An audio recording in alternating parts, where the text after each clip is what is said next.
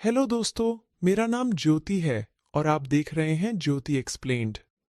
तरह इंसान सबूत के तौर पर अपनी पिक्चर्स छोड़ जाती है। अब इंसान की मौत से लेकर उनके आफ्टर लाइफ तक जाने के बीच वाले वक्त में बहुत सारे लोग वापस जिंदा होना चाहते हैं, लेकिन ऐसा करने के लिए उन्हें काफी मुश्किल चीजों से गुजरना होगा और एक ऐसी जगह पहुंचना पड़ता है जहां एक जादुई कैमरा न सिर्फ इन मरे हुए लोगों की फोटो बना लेता है बल्कि दोबारा जिंदा होने में भी मदद कर सकता है। इस जादुई कैमरा की रक्षा जादुई पैरादार करता था, लेकिन फिर एक दिन एक जिंदा इंसान इस जगह पहुंचता अपनी जान खतरे में डाल के इस जादुई कैमरा को चुरा लेता है ताकि अपने बेटे को बचा सके। जब वो आदमी घर पहुंचता है तब तक उसका बेटा मर चुका था। उतनी देर में इस जादुई कैमरा की रक्षा करने वाला पहरादार भी वहां पहुंच जाता है। वो आदमी इस पहरेदार से कहता है, प्लीज मेरे बेटे को जीने दो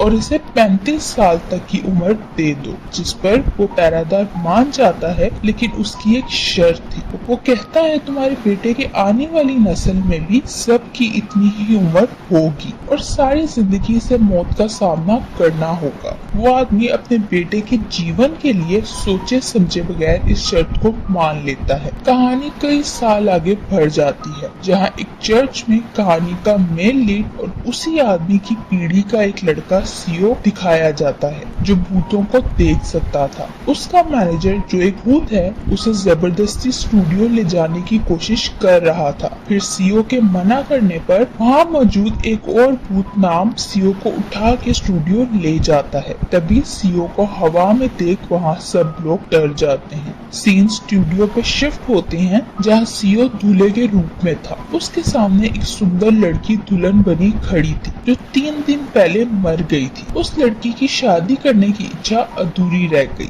इसलिए वो यहाँ आई थी। उस लड़की की ये इच्छा पूरी करने की जिम्मेदारी सीओ की थी, क्योंकि वो इस स्टूडियो का मालिक है। सीओ हिम्मत करके उस लड़की के पास जाता है, लेकिन धीरे धीरे वो लड़की एक लाश में बदलने लगती है, जो देखकर सीओ डर कर पीछे हटने लगता है। लेकिन वो लड़की सीओ को गले से दबोच लेती है। फिर देखते ही नाम उस लड़की को अपनी शक्तियों की मदद से वहाँ से गायब कर देता है। कहानी की फीमेल लीड हान दिखाई जाती है, जिसे लॉ की पढ़ाई पूरी किए 3 साल हो चुके थे, लेकिन अभी तक उसे जॉब नहीं मिली थी। उसकी दोस्त उसे समझाती है, तुम्हें अपनी जिद छोड़ के चीफ से माफी मांग लेनी चाहिए वरना तुम्हें जॉब नहीं मिलेगी, लेकिन हान मना कर देती है। हान अपनी दोस्त को बताती है, कल मेरा एक लॉ फर्म में इंटरव्यू है और मुझे विश्वास है इस बार मुझे जॉब जरूर मिल जाएगी। वहाँ इस घटना के बाद सीओ की तबीयत खराब हो गई थी। सीओ का मैनेजर कहता है, आजकल सब भूत इस कैमरा की वजह से बेकाबू होते जा रहे हैं। तभी मैनेजर सीओ के घर में आग लगी देखता है, जो किसी और ने नहीं बल्कि उसी लड़की ने लगाई थी, जिसकी आखिरी इच्छा अभी तक अधूरी थी। सिर्फ सीओ ही था जो सब भूतों की आखिरी इच्छा पूरी कर सकता है, इसलिए उसे हर वक्त जान का खतरा रहता है। आग लगने की वजह से सीओ की मकान मालिक उसे घर से निकाल देती है, साथ ही हर्जाने के तौर पर उसकी डिपॉजिट मनी भी वापस नहीं करती। सीओ के साथ ऐसा कई बार हो चुका था, क्योंकि भूत सीओ के लिए कोई ना कोई मुसीबत खड़ी करते रहते थे। दूसरी तरफ हान जो अपनी दादी के घर किराए पर रहती है, जॉब ना होने के कारण वो 3 महीने का किराया नहीं दे पाती। दादी के बार बार कहने पर भी हान पर कोई असर नहीं होता, तो दादी तंग आके घर के बाहर नया किराएदार रखने का नोटिस लगा देती है, जिस पर हान दुखी हुई जॉब इंटरव्यू क्लियर करने का ठान लेती है। सीओ नया घर ढूंढने एक ऑफिस बिल्डिंग में जाता है, जहां कंपनी के प्रेशर के कारण कई लोगों की मौत के बाद भी उनकी आत्माएं वहीं घूम रही थी। सीओ को देखते ही वो सब आत्माएं उसकी तरफ बढ़ती हैं, लेकिन सीओ किसी तरह उनसे जान छुड़ा कर एक लिफ्ट में आ जाता है, पर वहाँ भी उसकी जान नहीं छूटती। वहाँ हान भी उसी बिल्डिंग में इंटरव्यू के लिए पहुंच जाती है। जैसे ही लिफ्ट खुलता है, सीओ उसे भूत से बचाने के लिए दीवार के साथ लगाकर उसके आगे आ जाता है और उतनी देर में भूत वहाँ से चला जाता है। हान इंटरव्यू के लिए जाने लगती है, लेकिन तभी उसे उसकी दोस्त किम का मैसेज आता है कि एक केस आया है। एक औरत ने लंबे समय से कोमा में पड़े अपने हस्बैंड को मार दिया है। उस औरत ने अपना जुर्म भी कबूल कर लिया है और उसे अपने लिए कोई लॉयर नहीं चाहिए, क्योंकि वो चाहती है उसे जल्द से जल्द सजा हो जाए। उसकी दोस्त ने लिखा था ये केस ली के ऑफिस किया है और अगर उसने ये केस ले लिया तो उस औरत को जरूर फांसी हो जाएगी। ये देख के हान बिना इंटरव्यू दिए वहाँ से चली जाती है। सीओ एक जगह बैठा एक भूत से बातें कर रहा था। वो उस भूत से किसी अच्छे और सस्ते घर के बारे में पूछता है। वहाँ हान की दादी का स्टॉल लगा हुआ था। दादी सीओ की बातें सुनकर उसे अपने घर ले जाती है और उसे एक रूम दिखाती है जो सीओ को स्टूडियो के लिए पसंद आता है। दादी उसे रहने के लिए हान का अपार्टमेंट ऑफर करती है, जो सुनकर सीओ खुश हो जाता है। हान उस औरत जैंग का केस लेने के लिए पुलिस स्टेशन जाती है, जहाँ उसे बताया जाता है जैंग ना किसी से मिलना चाहती है और ना ही उसे किसी लॉयर की जरूरत है। हान ऑफिसर से रिक्वेस्ट करके किसी तरह जैंग से मिलने चली जाती है, जिसे देखते ही जैंग कहती है मैंने अपने पति को मारा है, इसलिए मैं चाहती हूँ मुझे सजा हो जाए। हान उससे उसकी कहानी पूछती है तो वो बताती है मैं पिछले 5 साल से अपने पति की सेवा करते करते और हॉस्पिटल्स के बिल चुका के थक चुकी हूँ। हान उससे कहती है किसी ने तुम्हें उसे मारते नहीं देखा, तो फिर तुम क्यों चाहती हो तुम्हें सजा मिले। जैंग अपनी बात से पीछे नहीं हटती और हान बहुत कोशिश के बाद भी उसका केस नहीं ले पाती। सीओ नए घर में शिफ्ट होता है तो उसे अपने सामान में एक बॉक्स मिलता है, जिसमें 2 पासपोर्ट्स, फ्लाइट की टिकट्स और एक गुमशुदा औरत की न्यूज़पेपर में छपी तस्वीर थी, जिसकी उम्र 35 साल थी। तभी सीओ के फोटो स्टूडियो खोलने का समय हो जाता है। ये स्टूडियो बाकी स्टूडियो से अलग था, क्योंकि ये सूरज डूबने के बाद खुलता था और सूरज निकलते ही बंद कर दिया जाता था। स्टूडियो का दरवाजा सीओ के अलावा कोई नहीं खोल सकता और इस दरवाजे को गेट ऑफ लाइफ कहा जाता है। इस स्टूडियो के दूसरी तरफ एक और दरवाजा है जिसे गेट ऑफ डेथ कहा जाता है और इस दरवाजे को सिर्फ मरे हुए लोग ही खोल सकते हैं, जहाँ से अंदर आने के बाद मरे हुए लोग यहाँ 3 दिन रह सकते हैं। स्टूडियो के अंदर की दुनिया जिंदा और मरे हुए लोगों के बीच की दुनिया है। ये मिडनाइट स्टूडियो सीओ को विरासत में मिला, जो कई सालों से चल रहा है। स्टूडियो के अंदर जाते ही जैंग का पति गेट ऑफ डेथ से स्टूडियो के अंदर आता है, तो सीओ उससे उसकी आखिरी इच्छा पूछता है, जिस पर वो कहता है मेरी पत्नी को बचा लो। ये सुनते ही सीओ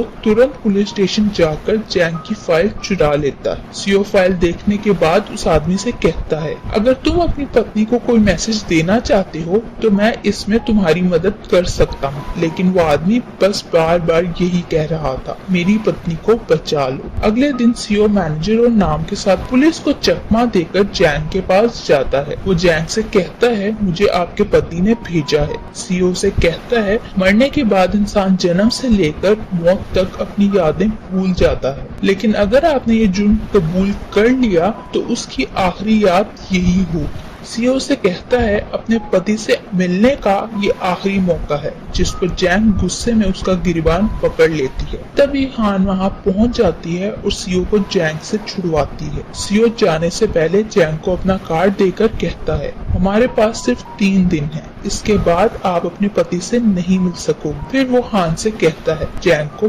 बचा लो, क्योंकि उसका पति यही चाहता था। सीओ के जाने के बाद हान जैंग को कुछ पिक्चर्स दिखाती है, जिसमें उसने अपने पति के पाँव सॉक्स से कवर किए हुए थे। कुछ साल पहले उसके पति के पाँव जल गए थे, इसलिए वो हमेशा उसके पाँव पर सॉक्स पहना के रखती थी। हान उसे कहती है जो औरत अपने पति से इतना प्यार करे वो उसकी जान नहीं ले सकती, जिस पर जैंग रोते हुए उसे बताती है मैं अपने पति के कोमा में जाने के बाद 5 साल उसका इंतजार किया, लेकिन एक वक्त ऐसा आया जब मुझे सब बेमायने लगने लगा, इसलिए मैंने अपने पति को और खुद को मारने का फैसला किया, लेकिन मैं ऐसा नहीं कर सकी। हान उसे कहती है इन्वेस्टिगेशन के बाद सच सामने आ जाएगा, लेकिन तुम्हें खुद भी कोर्ट में ये बात कहना होगी। सीन स्टूडियो में शिफ्ट होते हैं जहां जैंग अपने पति से मिलने आती है। सीईओ उसे बताता है ये कैमरा 2 बार क्लिक होगा। पहली बार क्लिक होने पर मरे और जिंदा लोग एक दूसरे को देख पाएंगे। पहला क्लिक होते ही जैंग और उसका पति एक दूसरे को देखते ही हग कर लेते हैं। जैंग के पति की आखिरी इच्छा जैंग के साथ बैठ के खाना खाने की थी और उसकी ये इच्छा सीईओ पूरी कर देता है और फिर सीईओ कैमरा क्लिक करता है, जिसके बाद जैंग का पति गायब हो जाता है। जैंग के हाथ में उसकी अपने पति के साथ आखिरी फोटो थी जो सीईओ ने बनाई थी। इधर हान घर आती है तो उसके रूम के दरवाजे का लॉक कोड किसी ने बदल दिया था और उसका सामान भी बाहर पड़ा हुआ था। तभी हान की नजर हमेशा बंद रहने वाले रूम पर पड़ती है जिसकी लाइट जल रही थी, क्योंकि वो सीईओ का मिडनाइट स्टूडियो था। तो हान अंदर चली जाती है।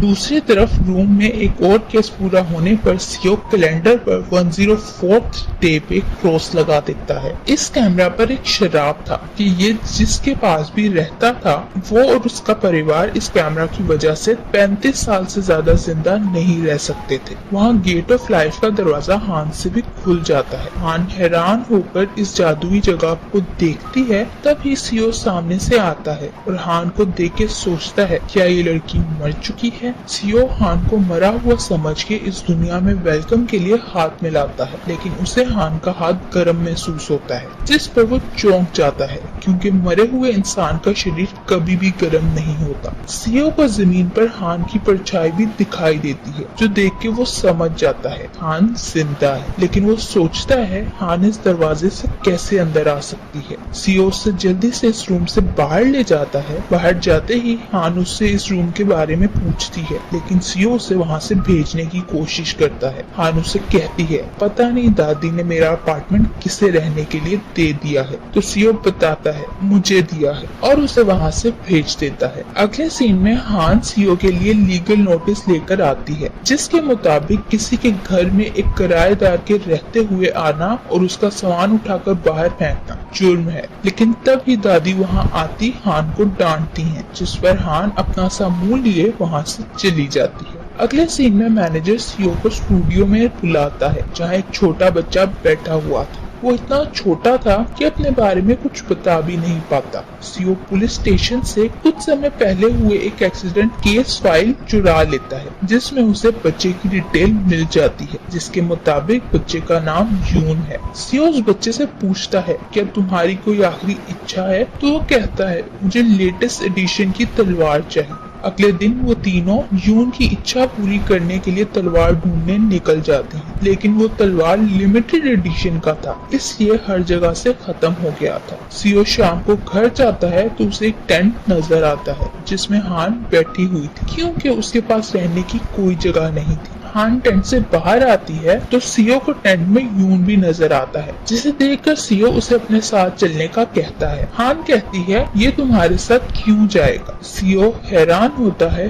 क्योंकि हान भी उस बच्चे को देख सकती थी। सीईओ स्टूडियो में आकर नाम से कहता है उस दिन मैंने स्टूडियो का दरवाजा अच्छे से बंद किया था, लेकिन फिर भी हान ने पता नहीं कैसे खोल लिया। सीईओ सोचता है ये लड़की आखिर है कौन, जिस पर नाम उसे कहता है हो सकता है आपके बाद इसे ही स्टूडियो को संभालने का काम करना हो, क्योंकि आपके अलावा आपके परिवार में कोई नहीं बचा। अगले दिन सीईओ एक रेस्टोरेंट जाता है जहां हान भी उसी टेबल पर आकर बैठ जाती है। सीईओ से पूछता है तुमने वो दरवाजा कैसे खोला और क्या तुम्हें भी यूं नजर आता है, तो हान उसकी बातों को इग्नोर करके उसे कहती है उस बच्चे को ज्यादा परेशान मत करो क्योंकि उसके पास सिर्फ 3 दिन है। ये सुनकर तो सीईओ और भी शॉक्ड हो जाता है कि हान को 3 दिन वाली बात भी पता है। एक मेले से सीईओ को वही तलवार मिल जाती है। मेले में हान भी आई हुई थी। यून उसके पास चला जाता है, तभी सीईओ तलवार लेकर वापस जाने लगता है जब उसे यून और हान साथ नजर आते हैं। इसी बीच मैनेजर और नाम भी अंदर आ जाते हैं, जिसके साथ यून भी था, जो देखकर सीओ समझ जाता है ये दोनों जुड़वा थे। स्टूडियो वापस आकर उसे पता चलता है यून ये तलवार अपने लिए नहीं बल्कि अपने जुड़वा भाई के लिए लेना चाहता था, क्योंकि वो अपने भाई को उसकी बर्थडे पर यह तलवार गिफ्ट करना चाहता था, जिसका मतलब था यून की आखिरी इच्छा अपने भाई से मिलने की थी। सीओ यून और नाम, जो किसी और के शरीर में घुस गए थे, दोनों के साथ एक अनाथ आश्रम जाता है ताकि यून उसके भाई से मिल सके। यून के वापस जाने का समय होने वाला था, इसलिए वो यून से कहता है अब तुम्हें अपने भाई को अलविदा कहना चाहिए। तो वो रोते हुए कहता है अगर मैं चला गया तो मेरे भाई का ख्याल कौन रखेगा। सीओ यून का मन बहला कर उसे स्टूडियो में ले जाता है, जहाँ यून अपने भाई के साथ मिलके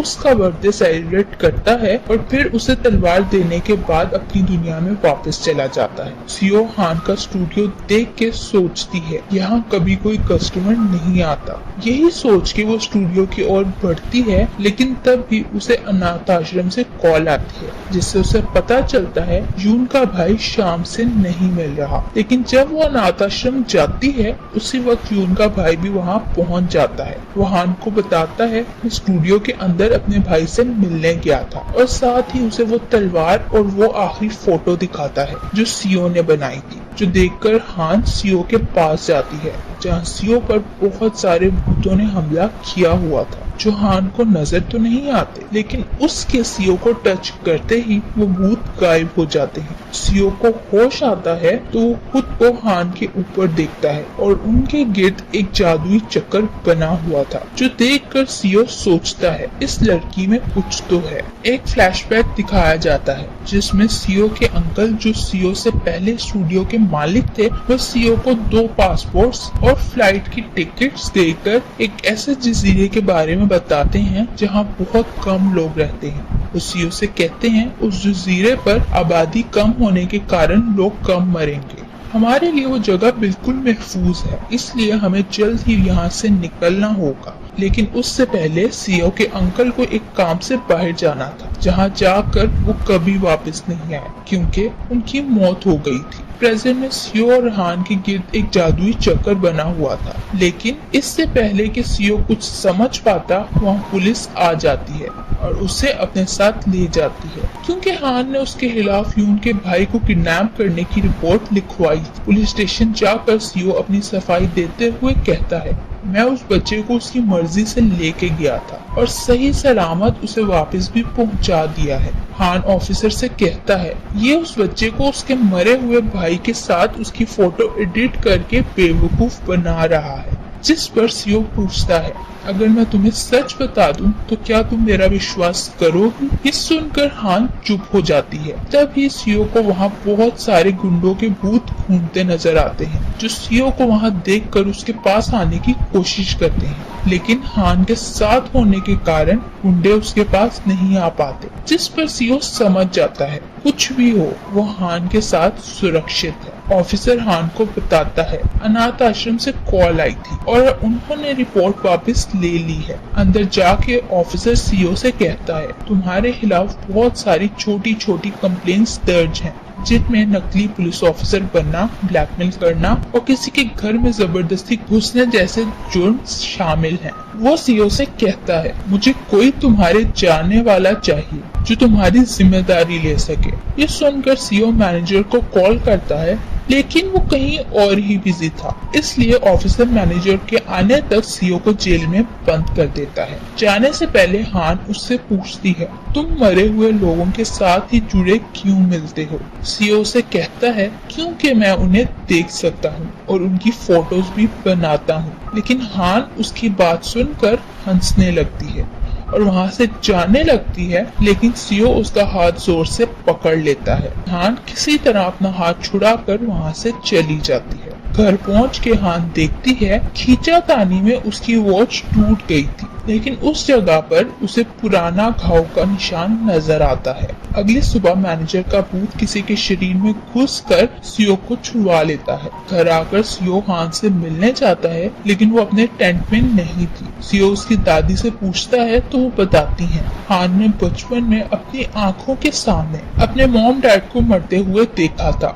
जो वो कभी नहीं भूल पाई। सियो दादी से हान के ऑफिस का पता पूछकर वहाँ जाता है और हान को बताता है मैं मरे हुए लोगों को देख सकता हूँ, लेकिन हान उसकी बात का विश्वास नहीं करती। जिस पर सियो पास खड़े नाम को इशारा करता है। हान के पास खड़े होने की वजह से नाम की शक्तियाँ काम नहीं करती, लेकिन वो देखता है कि हान मोबाइल पर मैसेज टाइप कर रही है, जिस पर नाम वो सियो को पढ़कर सुनाता है और सियो वही मैसेज हान के सामने दोहराता है, जिस पर हान चौंक जाती है। सियो उसे कहता है मुझे सच में तुम्हारी जरूरत है, अगर विश्वास नहीं हो रहा तो शाम को सूरज डूबने के बाद मेरे स्टूडियो आ जाने से पहले वो हान को उसका कोई लेटर देकर जाता है, जो हान के पुराने लॉ फर्म के रीयूनियन का लेटर था, जिसे चीफ ने भेजा था। रात को हान घर जाती है तो उसके हाथ पे घाव देख दादी उसे ऑपरेशन से इसे खत्म करवाने का कहती है, जिस पर हान कहती है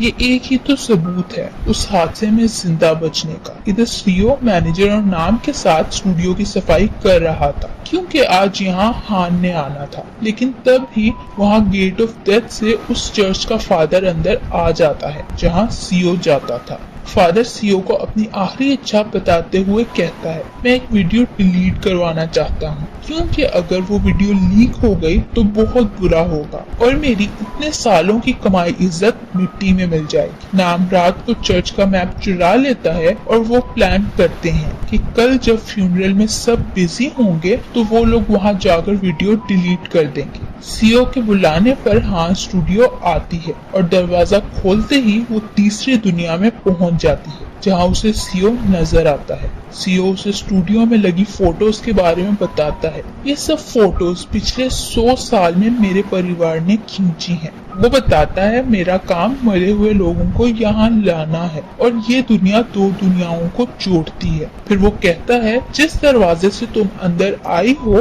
उसे मेरे अलावा कोई नहीं खोल सकता, लेकिन हैरत की बात है तुमने वो दरवाजा खोल लिया। हान उससे पूछती है क्या तुम वाकई भूतों को देख सकते हो? तो सीईओ बताता है मैं मरे हुए लोगों की आखिरी इच्छा पूरी करता हूँ, इसलिए वो मेरे स्टूडियो आते हैं। वो बताता है मैं भूतों की आखिरी याद की फोटो बनाता हूँ, क्योंकि सब भूतों को ये मौका नहीं मिलता, इसलिए वो इस जादुई कैमरा को चुराना चाहते हैं। इस कारण मुझे हर वक्त जान का खतरा रहता है, इसलिए मुझे तुम्हारी मदद की जरूरत है, क्योंकि तुम्हारे पास कोई ऐसी शक्ति है जिस वजह से मैं तुम्हारे साथ सुरक्षित रहता हूँ। और कहता है 100 दिनों बाद मैं तुम्हें तुम्हारा अपार्टमेंट वापस कर दूंगा, जिस पर हान कुछ सोचने लगती है। अगले दिन सीईओ चर्च जाता है, पर फादर को पासवर्ड याद ना होने की वजह से लेट हो जाता है और सीईओ फंस जाता है और उसे पुलिस के हवाले कर दिया जाता है। दूसरी तरफ हान अपने एक्स चीफ के रियूनियन इवेंट पर जाती है तो उसका चीफ सबके सामने उसकी इंसल्ट करता है और कहता है मैं तुम्हारा करियर बर्बाद कर दूंगा। असल में हान के चीफ ने किसी बात पर नाराज होकर उसे जॉब से निकाल दिया था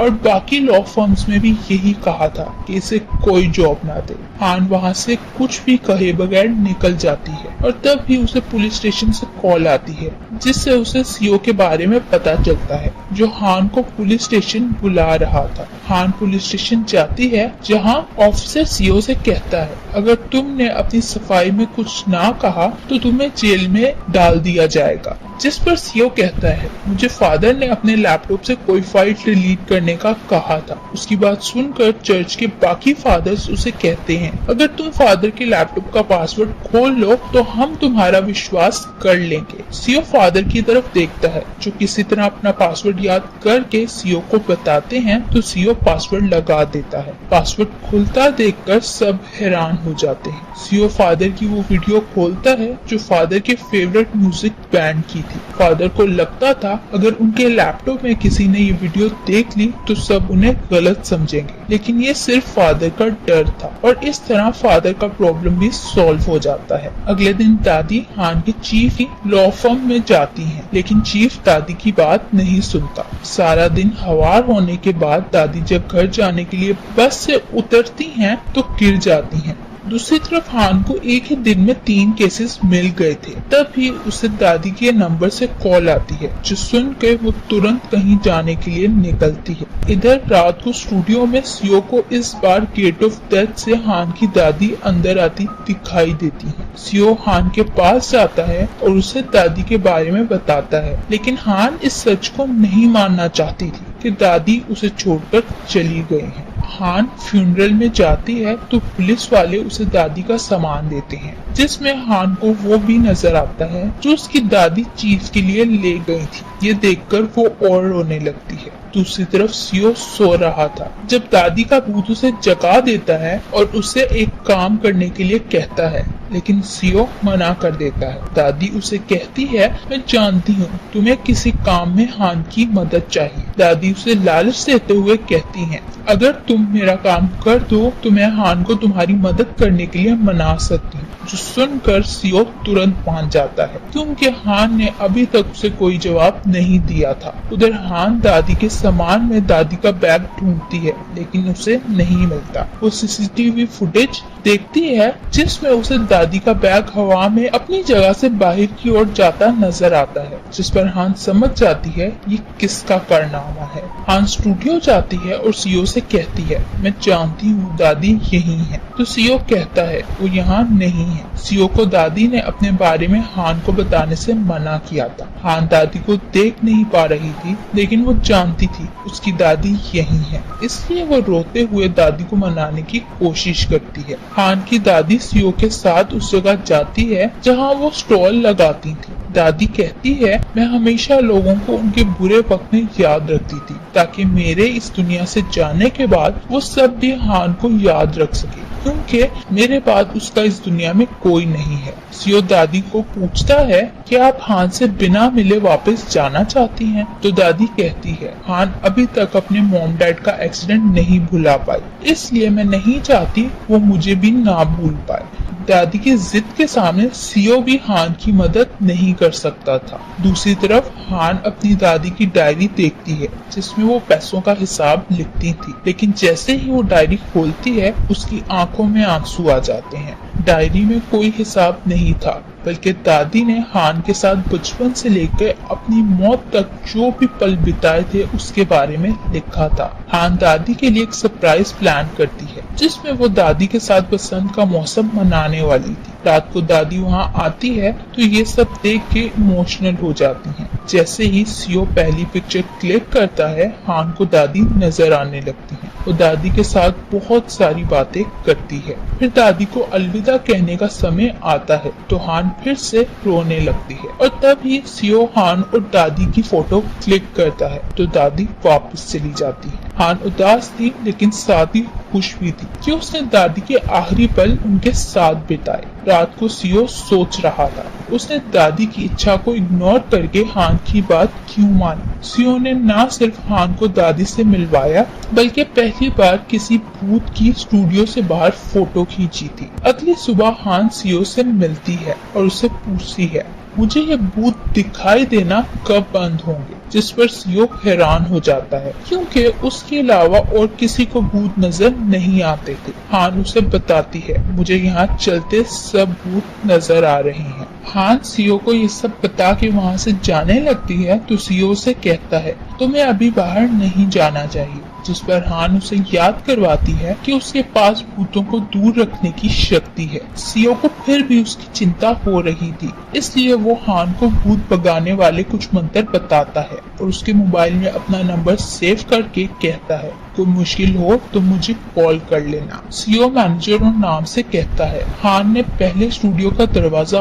खुद खोला, फिर उसने अपने गिर करने वाले जादुई चक्कर से मुझे बचाया। और अब ये भूत नजर आने वाली बात, ये सब मुझे हैरान कर रहा है। मैनेजर उसे कहता है, मैं जानता हूँ तुम उसकी चिंता करने लगे हो, जिस पर सीईओ मना कर देता है। मैनेजर कहता है, तुम सबके सामने पत्थर दिल बनने का दिखावा करते हो, लेकिन उसके सामने आते ही पिघल जाते हो। पर सीईओ बात टाल देता है। हान अपने क्लाइंट से मिलने हॉस्पिटल जाती है और बेड पर लेटे एक आदमी से बात करने लगती है। तभी एक नर्स उसके पास आकर पूछती है, आप किससे बातें कर रही हैं? हान को एहसास होता है वो एक भूत से बात कर रही है और इसी बीच वो भूत हान पर अटैक कर देता है। हॉस्पिटल में फिरते सब भूत हान की ओर बढ़ते हैं और उससे मदद मांगने लगते हैं। ये देखकर हान डर के वहाँ से भाग जाती है। सीईओ को देखें तो उसे एक नई क्लाइंट मिल गई थी। सीईओ की इस क्लाइंट की आखिरी इच्छा अपने पति से मिलने की थी, इसलिए सीईओ उस क्लाइंट के फ्यूनरल पर जाता है ताकि उसके पति को उससे मिलवाने के लिए स्टूडियो बुला सके। सीईओ उस आदमी को बताता है, आपकी पत्नी आपसे मिलना चाहती है, जो सुनकर उसके बच्चे सीईओ को बातें सुनाने लगते हैं। वो कहते हैं, हमारी मॉम डैड की वजह से मर गई। हमारे पिता ने कभी मॉम को सुकून से नहीं रहने दिया, इसलिए ये नहीं हो सकता कि मॉम डैड से दोबारा मिलना चाहे। हान सीईओ से मिलने जाती है तो सीईओ की खराब हालत देख उसे बुरा लगने लगता है। सीईओ से कहता है, हम तुम्हारी भूत नजर आने वाली परेशानी को जल्द खत्म कर देंगे। हान सोचती है सीईओ इस हालत में भी उसकी चिंता कर रहा है, इसलिए वो सीईओ को तसल्ली देते हुए कहती है, मुझे कोई जल्दी नहीं। सीईओ को अपने रूम में आने के बाद एक फ्लैशबैक आता है जिसमें उसे अपने बचपन में भी एक ऐसी लड़की मिली थी जिसे भूत नजर आते थे। सीईओ ने अपने और उस लड़की के गिर्द नमक से एक चक्कर बना लिया था ताकि वो भूतों से अपनी रक्षा कर सके। प्रेजेंट में सीईओ सोचता है उस लड़की का और हान का आपस में क्या कनेक्शन है, और इसी के साथ ये पार्ट यही एंड हो जाता है। क्या हान मरने से पहले सीईओ की परेशानी का हल ढूंढ पाएगा या हान को हमेशा अब भूत नजर आते रहेंगे? क्या सीईओ हान को अपने दिल का हाल बता पाएगा? कहानी में आगे क्या होगा? ऐसे ही कहानियां देखने के लिए मेरा चैनल सब्सक्राइब करें ताकि जब भी कोई वीडियो अपलोड हो तो सबसे पहले आप देख सके। धन्यवाद।